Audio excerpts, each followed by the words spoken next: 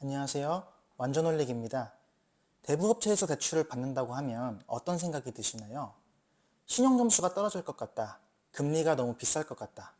그리고 무서운 사람이 찾아올 것 같다. 이런 생각을 많이 하실 것 같습니다. 본격적인 내용에 앞서서 몇 가지 오해를 먼저 풀어보자면 요새는 대부업체라고 하더라도 추심 행위에 제한이 많습니다. 매스컴에서 표현하는 것처럼 물리력을 동원한다던가 아무 때나 집에 찾아온다던가 이런 추심 행위는 합법적인 대부업체라면 하기가 어렵습니다.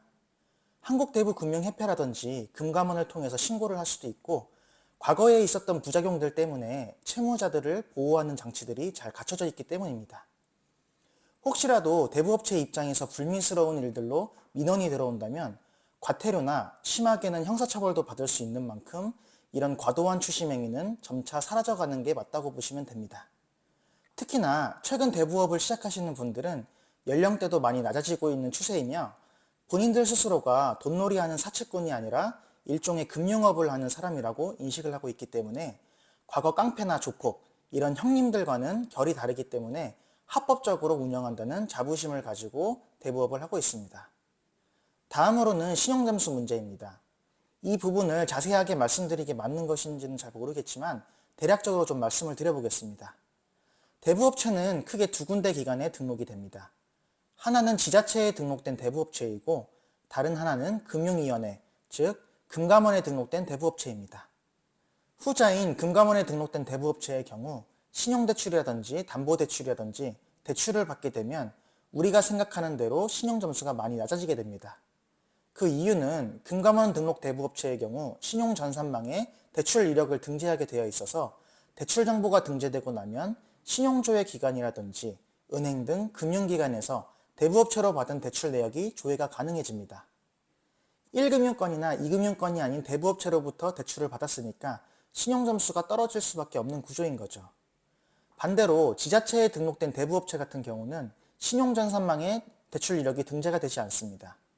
즉, 신용대출의 경우 대출을 받아도 신용조회 기관이나 은행 등의 금융권에서 대출을 받은 이력을 확인할 수 없기 때문에 신용점수 하락과는 전혀 관계가 없게 됩니다.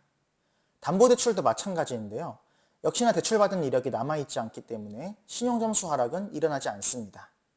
다만 담보대출의 경우는 등기부등본상의 대부업체로부터 설정된 근저당권 내지 전세권, 질권 등이 설정됩니다. 이렇게 설정된 내역이 등기부등본상에 기입이 되기 때문에 표면상으로는 드러나지 않지만 등기부등본을 열어보면 대출 내역이 나올 수는 있습니다.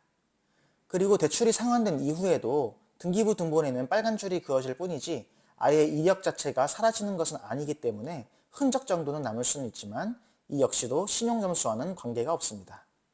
그래서 혹시라도 급한 상황 때문에 대부업체에서 대출을 받으시려는 분들은 이왕이면 지자체에 등록된 대부업체에서 대출을 받으시는 편이 조금 더 유리합니다. 이제 본론으로 돌아와서 대부업체의 금리에 대해서 말씀을 좀 드리겠습니다. 대부업법으로 정해진 법정 최고금리는 연 20%입니다. 대부업자인 제 기준으로 이 금리를 봤을 때에는 이 금리가 낮다라는 생각이 드는데 반대로 일반인분들이 보셨을 때에는 너무 높다라는 생각이 드실 거라고 생각을 합니다. 1금융권인 일반 시중은행에서 대출을 받을 땐 요새 금리가 좀 높아지긴 했지만 그래도 신용점수가 괜찮은 편이라면 신용대출을 받더라도 5에서 7% 정도의 금리가 나오는 게 보통입니다. 저도 카카오뱅크에서 신용대출을 사용하고 있는데 처음에는 3% 후반대였다가 점점 금리가 올라가서 최근에 갱신을 했는데 6% 중후반대가 나오더라고요. 아마 저보다 소득 상황이라든지 신용점수가 더 좋은 분이라면 더 좋은 금리로 신용대출을 받으셨을 거라고 생각을 합니다. 담보대출 같은 경우도 마찬가지입니다. 요새 아파트를 신규로 구입한다면 고정금리라고 하더라도 대략적으로 4% 초반대에서 5%대로 충분히 대출을 받으실 수 있습니다. 저 역시도 지금까지 살면서 개인 명의로는 거의 5% 이내의 금리로 대출을 받아왔고 최근에 들어서야 신용대출이 6%대로 올라간 것이지 사실 두 자릿대 금리는 아직까지도 숨이 턱턱 막히는 것이 사실입니다. 제가 운영하는 대부업체를 기준으로 담보대출을 진행했을 때 15.6%가 최저금리이다 보니까 사실상 금리가 상당히 높습니다. 물론 저 나름대로는 다른 대부업체들보다는 약간 금리를 낮췄다고 생각은 하지만 그렇다고 하더라도 절대적인 금리 자체가 높기는 하죠. 왜 이렇게 높은 금리가 형성될 수 있는지는 대부업계의 금융구조와 관련이 있습니다. 은행을 먼저 예로 들자면 은행은 예금금리와 대출금리의 차를 마진으로 가져갑니다. 예대마진이라고 하는데 은행은 돈을 빌려줄 수 있는 여신행위와 예금이나 적금 등 돈을 받을 수 있는 수신행위를 모두 할 수 있기 때문에 자금 조달이 굉장히 용이한 편이며 조달금리도 굉장히 낮은 편입니다. 저희가 보통 은행에 예금을 하는 경우는 1금융권에서 특판 상품이 아닌 이상 보통 2에서 3% 정도를 이자로 지급을 하는데 이 정도 금리가 은행이 조달금리라고 보시면 되고 이외에도 은행에서 채권 등을 발행해서 자금을 조달하기도 합니다. 은행채라고 들어보셨을 텐데요. 1금융권 은행은 망할 확률이 굉장히 낮습니다.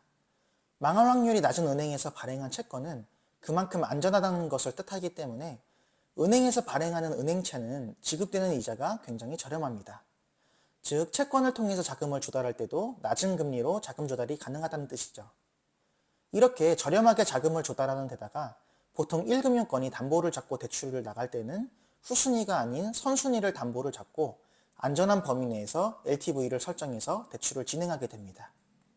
저희가 은행에서 대출을 받을 때 LTV가 70에서 80%를 기준으로 DSR 요건 등을 통해서 LTV가 점차 내려가게 됩니다. 이 범위 내에서 대출 가능 금액이 산정되는 거죠. 은행에서는 이런 비율들을 참고하면서 채무자로부터 이자 납입 능력이 어느 정도인지 혹은 연체나 부실이 발생하더라도 경매 등을 통해서 얼마나 원금을 안전하게 회수할 수 있을지를 결정하게 됩니다. 즉, 은행 입장에서는 거의 손해를 보지 않는 범위 내에서 대출이 진행된다고 보시면 되는데 그만큼 은행은 리스크가 적은 상태에서 자금을 운용하게 됩니다. 부실률과 손실률 등 리스크 값이 포함된 은행의 마진을 적게 책정하더라도 충분히 수익이 많이 나는 구조가 됩니다. 조달금리가 2에서 3%고 은행의 마진을 2%만 잡더라도 대출금리가 4에서 5%밖에는 안 되는 거죠. 거기에 은행은 운용하는 자금의 크기가 굉장히 큽니다. 마진율이 낮더라도 투입되는 자금의 크기가 굉장히 크기 때문에 절대적인 수익 자체가 어마어마하게 크게 형성되는 거죠. 이번에는 대부업체 기준에서 살펴보겠습니다. 대부업체는 일반적으로 은행권과 비교하면 후순위 대출이라든지 신용점수가 낮은 채무자라든지 그 외 여러 가지 권리상 하자가 있는 담보물을 주로 취급하게 됩니다. 은행권에서 취급하는 담보물과 비교하면 리스크가 높을 수밖에 없는 거죠. 대부업체는 일정 부분의 리스크를 떠안을 수밖에 없는 구조다 보니 대부업체에서는 자금 조달이 쉽지가 않습니다. 대부업체에 대한 인식도 좋지 않을 뿐더러 리스크 값이 높기 때문에 외부에서 자금을 조달하려면 그 비용을 더 높게 지급을 해야 됩니다.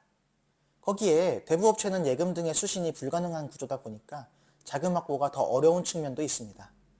결국 자금을 조달하기 위해서는 돈을 투자하는 누군가에게 더 높은 금리를 지급할 수밖에 없는 거죠. 보통 대부업체의 조달금리는 낮게는 8%, 높게는 14%까지 다양합니다. 8%로 조달하는 대부업체는 굉장히 규모가 있고 우량한 편으로 분류가 되는 반면에 거의 대부분의 대부업체는 10% 이상, 그리고 12에서 14% 정도로 조달금리가 형성되어 있습니다. 대부업체도 자체적으로 가진 돈이 많다면 그나마 낫겠지만 사실 돈이라는 것은 한정되어 있고 그것은 대부업체도 마찬가지입니다. 어디선가 돈을 빌려서 거기에 마진을 붙이고 다시 돈을 빌려주는 사업이 대부업인데 조달금리 자체가 이렇게 높으니까 최종적으로 대부업체 소비자들도 높은 금리로 돈을 빌릴 수밖에 없는 거죠. 대부업체도 연체나 부실 등의 리스크 값을 더해서 자체적인 마진을 계산하게 되는데요. 이런 것을 계산했을 때 최종적으로 소비자에게 15.6%의 금리로 대출 서비스를 제공하는 것은 절대 높은 금리가 아닌 거죠. 이런 구조를 잘 모르는 사람이 봤을 때에는 단순히 두 자릿수의 높은 금리로 대부업체가 폭리를 취하는 거라고 생각을 하시겠지만 실제로 금융업계의 구조와 리스크를 알게 된다면 대부업체의 15.6%라는 금리는 어떻게 보면 저렴한 것이라고도 볼 수 있습니다. 최근에 모 정치인이 법정 최고금리 인하를 주장했던 적이 있습니다. 현재 20%인 법정 최고금리를 연 10%까지 낮춘다고 하는데요. 현재 대부업체의 조달금리가 10%를 넘어가는데 법으로 이렇게 강제를 해버리면 합법적으로 대부업체를 운영하는 사람들은 아마 없어져 버리게 될 겁니다. 그리고 합법적인 대부업자가 사라진 자리에는 불법 사채업자들만 남아있게 될 것이고요. 국가에서 어느 정도 규제를 하는 것은 맞다고 생각을 하지만 시장의 원리를 거스르는 과도한 규제는 결국 부작용만 생기는 결과를 낳게 됩니다. 어떠신가요? 대부업체의 금리가 높은 것은 사실이지만 아무 이유 없이 높은 것도 아니고 폭리를 취하는 것도 아니고 다 나름의 메커니즘에 따라서 금리가 결정된다고 보시면 됩니다. 감사합니다.